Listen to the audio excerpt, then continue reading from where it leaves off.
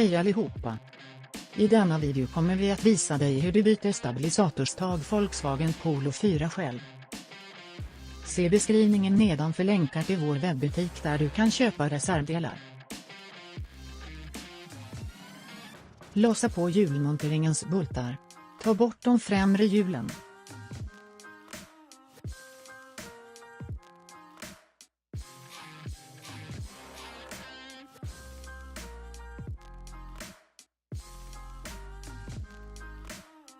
Använd hylsnyckel nummer 17 och fastnyckel nummer 16.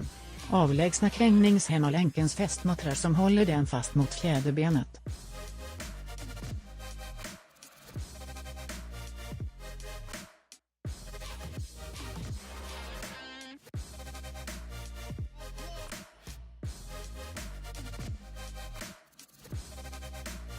Avlägsna krängningshämmarlänken.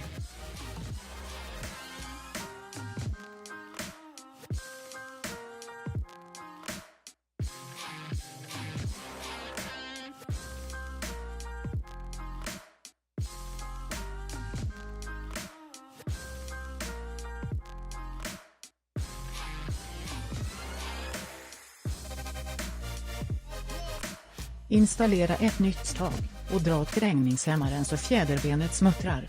Använd hylsnyckel nummer 17 och fastnyckel nummer 16.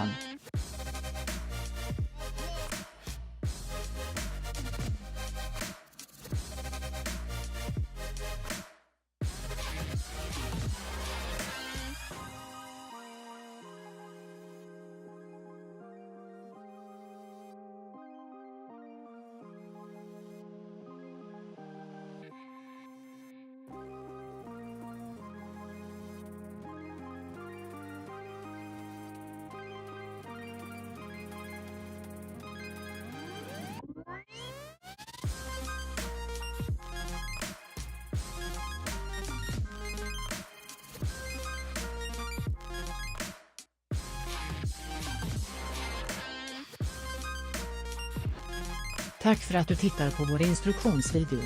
Prenumerera på Autodocs kanal och missa inga nya videoklipp.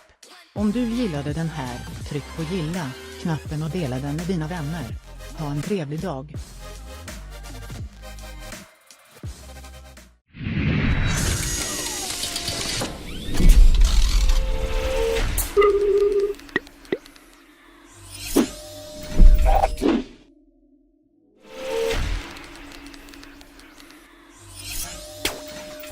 Mm.